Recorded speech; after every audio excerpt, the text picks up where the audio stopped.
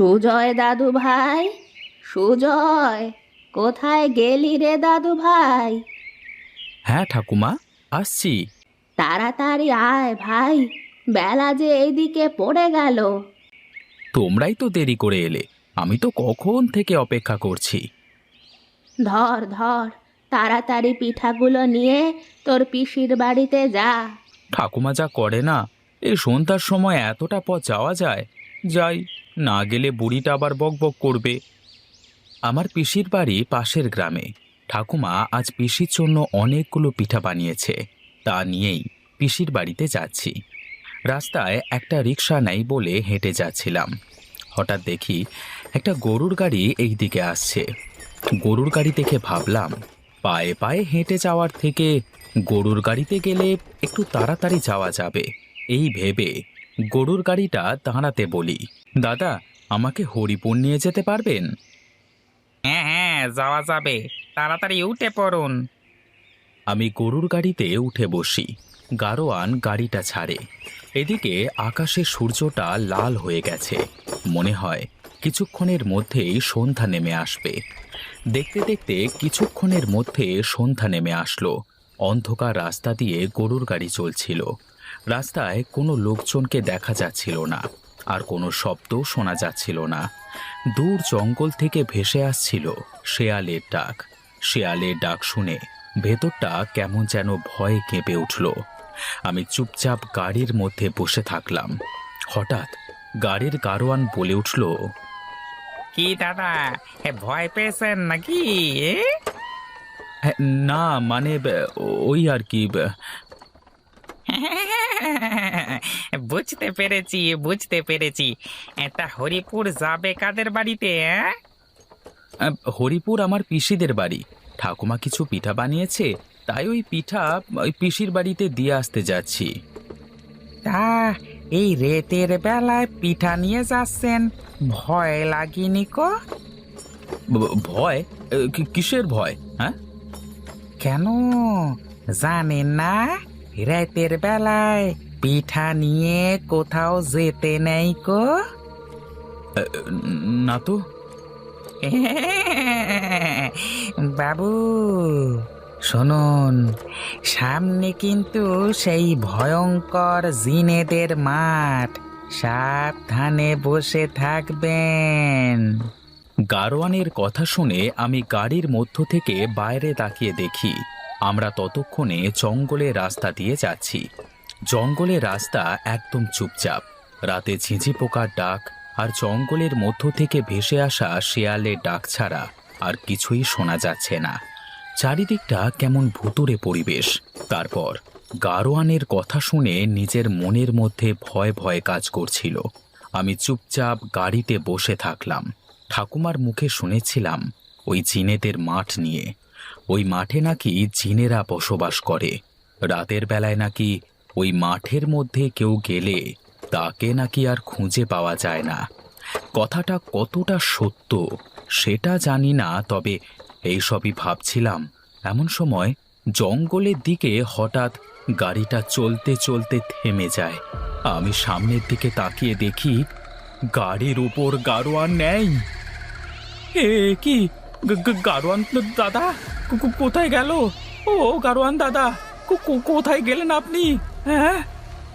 অনেক ডাকাডাকির পরও গাড়োয়ানের কোনো সাড়া পেলাম না। আমি গাড়ি থেকে নেমে আশেপাশে তাকিয়ে দেখি একটা মাঠের মধ্যে আমি দাঁড়িয়ে আছি। এ কি, এটা তো মাঠ। তাহলে এটাই কি সেই? এমন কথা বলতেই হঠাৎ একটা হাসির শব্দ শুনতে পেলাম।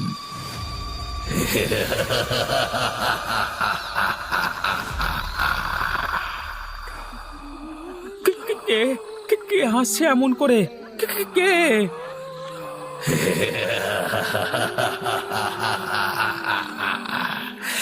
কিরে, পিঠা নিয়ে কোথায় যাচ্ছিস? কে কে আপনি? আর এইভাবে হাসছেন কেন?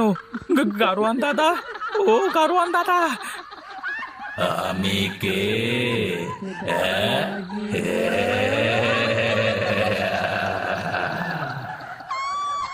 আমি আমি এখন কি করব? কোথায় যাব আমি? হ্যাঁ, আমি কি করব কিছুই বুঝে উঠতে পারছিলাম না। আমি দৌড়াতে শুরু করি। আমি দৌড়াচ্ছিলাম আর তখন মনে হচ্ছিল আমার পেছু পেছু কেউ যেন আসছে। আমি পেছনে না তাকিয়ে সামনের দিকে দৌড়াতে থাকি। দৌড়াতে দৌড়াতে পিসির বাড়িতে চলে আসি। পিসি, ও পিসি, দরজা খোলো, দরজা খোলো পিসি, মেরে ফেললো আমাকে, দরজা খোলো।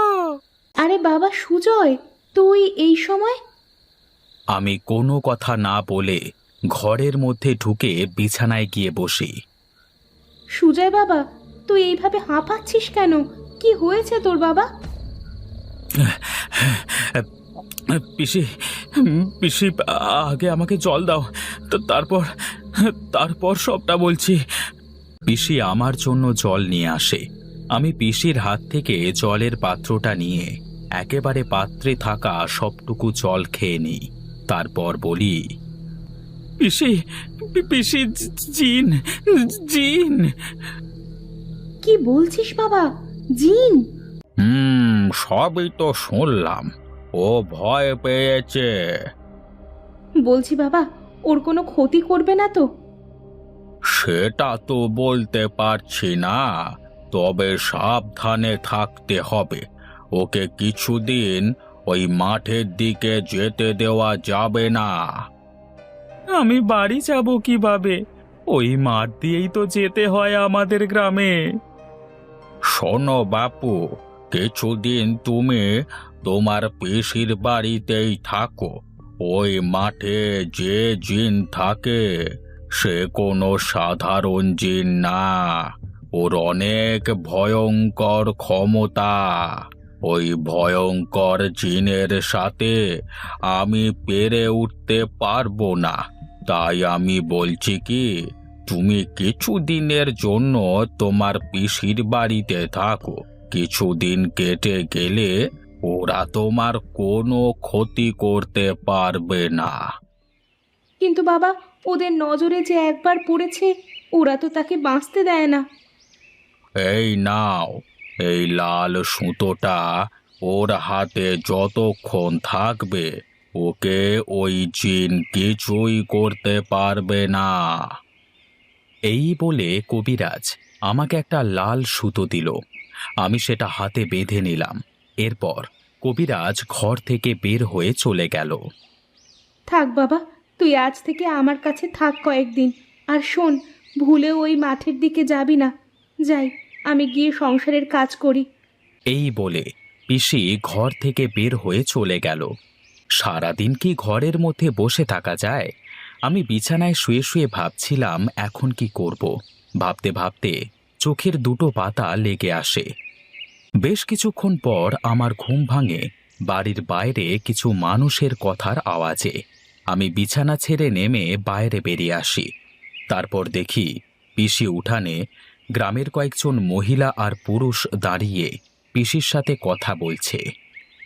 দিন দিন যা জিনের উপদ্রব বাড়ছে গো, তাতে মনে হয় এই গ্রামে আর বসবাস করা সম্ভব হবে না। তা ঠিকই বলেছেন দাদা। কবে যে ওই জিন আমাদের ঘাড় না মটকিয়ে দেয়। হ্যাঁ গো, তাই তো দেখছি।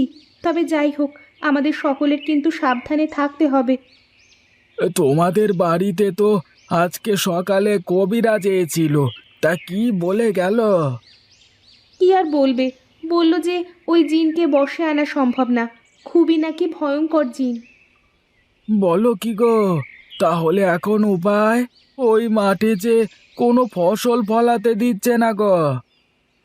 গ্রামের লোকজনের কথা শুনে আমি এগিয়ে বললাম, আপনারা কিছু করতে পারছেন না? এইভাবে মাঠে চাষ না করতে পারলে আপনাদের তো অনেক ক্ষতি হবে। আজ যদি জমিতে ফসল রোপণ করি, পরের দিন সকাল হতে হতে সেই ফসল আর জমিতে থাকছে না গো। তাহলে তো অনেক সমস্যা। সমস্যা বলে সমস্যা। আচ্ছা তোমরা থাকো, আমরা যাই, সন্ধ্যা লেগে আসছে তো। এই চলো চলো চলো সবাই, চলো চলো চলো চলো চলো। সবাই যে যার বাড়িতে চলে গেল। আমিও আবার ঘরের মধ্যে চলে যাই। ঘরে গিয়ে বসতেই শুরু হলো প্রচণ্ড বৃষ্টি। আমি জানালা দিয়ে বাইরে বৃষ্টি দেখছিলাম আর ভাবছিলাম যে কিভাবে এই গ্রামের লোকজনদের জিনের হাত থেকে রক্ষা করা যায়। এসব কিছুই ভাবছিলাম। দেখতে দেখতে চারপাশটা অন্ধকার হয়ে যায়। এমন সময় দরজায় কড়া নাড়বার শব্দ পেলাম। সুজয় দাদু ভাই। মনে হচ্ছিল ঠাকুমা আমাকে ডাকছে দরজার ওপাশ থেকে। আমি দরজার কাছে গিয়ে দরজা খুলে দেখি দরজার পাশে কেউ নেই। এ কি? মনে হলো ঠাকুমা আমাকে ডাকছিল, কিন্তু এখানে তো কাউকেই দেখছি না। মনে হয় আমি ভুল শুনেছি। এই ভেবে আমি দরজাটা বন্ধ করতেই যাব, এমন সময় দূরে কাউকে দাঁড়িয়ে থাকতে দেখলাম। আকাশে বিদ্যুৎ চমকানোর আলোয় পরিষ্কার দেখতে পাই ঠাকুমা বৃষ্টির মধ্যে হাঁটতে হাঁটতে চলে যাচ্ছে। এ কি? ঠাকুমা এখানে কখন আসলো, আর এই বৃষ্টির মধ্যে কোথায় যাচ্ছে? সুজয় দাদু ভাই, আয় আয় এদিকে। আমি ঠাকুমার ডাক শুনে কেমন যেন হয়ে গেলাম। আমার কথা বলবার শক্তি হারিয়ে গেল। পিসিকে ডাকতে গিয়েও ডাকতে পারলাম না। আমি ঠাকুমার পেছু পেছু হাঁটতে শুরু করলাম। হাঁটতে হাঁটতে মাঠের মধ্যে চলে আসি। তারপর দেখি আমার সামনে ঠাকুমা নেই। এ কি? ঠাকুমা তো আমার সামনেই ছিল, হঠাৎ কোথায় গেল?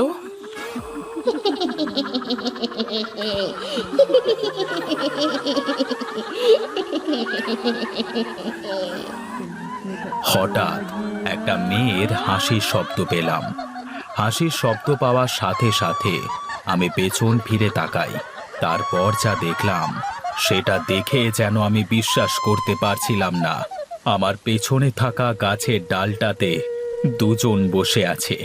একজন সাদা শাড়ি পরা একটা মেয়ে, আর একটা লোক সাদা কাপড় পরে, কিন্তু চেহারাটা ঠিক বোঝা যাচ্ছিল না। ওখানে ওখানে কে কে আছেন? ওখানে কে? আয় আয় এদিকে আয়। মনে হচ্ছিল আমাকে ওরা ডাকছে। আমি কি করব কিছুই ভেবে পাচ্ছিলাম না। আমি সামনের দিকে হাঁটতে থাকি। হঠাৎ করে একজন লোক এসে আমার ঘাড়ের উপর হাত দেয়। কে কে কে কে? আমি পেছনে ঘুরতেই দেখি একটা বৃদ্ধ লোক দাঁড়িয়ে আছে। হে কি? কে আপনি? ওদের কাছে যেও না, ওরা তোমাকে বাঁচতে দেবে না। কিন্তু কিন্তু আপনি? আমার সাথে চলো, আমি তোমায় সব কিছু বলছি। আমি কোনো কিছু না ভেবে বৃদ্ধ লোকটার সাথে হাঁটতে শুরু করলাম। তখনই পেছন থেকে কান্নার আওয়াজ পেলাম। আমি থমকে দাঁড়ালাম। পেছনে ঘুরে দেখো না, ওরা তোমাকে বশ করবার চেষ্টা করছে। তুমি পেছনে তাকালেই ওদের বশে চলে যাবে। চলো আমার সাথে। আমি আবার হাঁটতে শুরু করি। কিছু দূর হাঁটবার পর আবার শুনতে পাই আমার নাম ধরে ঠাকুমা ডাকছে আর বলছে, সুজয় দাদু ভাই, ওর সাথে যাস না দাদু ভাই, ও তোকে ধোকা দিবে। ও তোমার ঠাকুমা না, ও হলো একটা আত্মা। আমি বৃদ্ধর কথা মতো পেছনে না তাকিয়ে সামনের দিকে হাঁটতে থাকি। হাঁটতে হাঁটতে একটা বড় গাছের নিচে এসে বৃদ্ধ লোকটা দাঁড়িয়ে পড়ে। তুমি এখন চলে যেতে পারো, তোমার কোনো ভয় নেই। ওরা তোমার এখন আর কোনো ক্ষতি করতে পারবে না। কিন্তু কিন্তু আপনি কে, আর ওদের সাথে আপনার কি সম্পর্ক? যাদের তুমি গাছের ডালে বসে থাকতে দেখলে, ওরা হলো স্বামী স্ত্রী। কানাই আর মিনতি এই গ্রামে বসবাস করত। ওগো, তোমার জন্য ভাত নিয়ে এসেছি, এসে খেয়ে নাও। তুমি ওই গাছের নিচে বসো, আমি আসছি। তা আজকে কি রান্না করছো? লাউ দিয়ে ইলিশ মাছ ঘন্ট করেছি। ও, তাহলে তো আজকের খাওয়াটা বেশ জমে যাবে। তা তো জমবে। এ কি জমিদার বাবু, আপনি এখানে? আমি বলি, তোর কাছে আমার নায়েবকে পাঠিয়েছিলাম তোর এই জমিটুকুর জন্য, তা তুই নাকি না করে দিয়েছিস? হ্যাঁ, দেখুন বাবু, এই জমিটা চাষ করে আমি আমার সংসার চালাই, আর এই জমিটুকু আমার বাবার শেষ স্মৃতি, তাই আমি এই জমিটুকু বিক্রি করতে চাই না। আমি এই তল্লাটের জমিদার, তোর কাছে জমি কেনবার প্রস্তাব নিয়ে এসেছি, তা তুই ফিরিয়ে দিচ্ছিস? এটা কিন্তু তুই ঠিক করলি না। আমি কিন্তু তোকে দেখে নেব। ওগো, এখন কি হবে? জমিদার তো ভালা মানুষ না। যা হবে দেখা যাবে, ওপরওয়ালা যা কপালে রেখেছে তাই তো হবে। চলো বাড়িতে যাই, আজ আর কাজ করব না। ও আমার থেকে টাকা নিয়ে জমিতে ফসল ফলিয়েছে, ওর কাছে আমি টাকা চাচ্ছি, ও দিচ্ছে না। এখন তোমরাই বলো ওর কি করা উচিত। ছি ছি ছি ছি ছি, কানাই, তুই শেষ পর্যন্ত জমিদার মশাইয়ের টাকা মেরে দেওয়ার ফোন দিয়ে এঁটেছিস? নগেন দাদা, আমার কথা বিশ্বাস করো, জমিদার যা বলছে সব মিথ্যা। কি, জমিদারের কি টাকার অভাব হয়েছে যে মিথ্যা অভিনয় করবে? শোন কানাই, এই কাগজে টিপসই দে, আজ থেকে ওই মাঠের জমিটা আমার। সেদিন জমিদার জোর করে কানাইয়ের জমিটা দখল করে নেয়।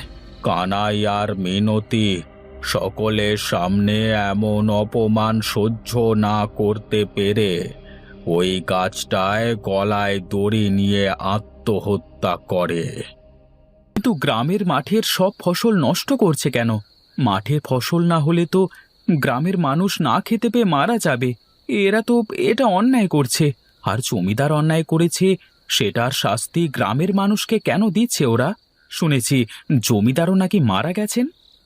এই গ্রামের মানুষ সেদিন যদি জমিদারের প্রতিবাদ করত, তাহলে তো ওরা আত্মহত্যা করত না।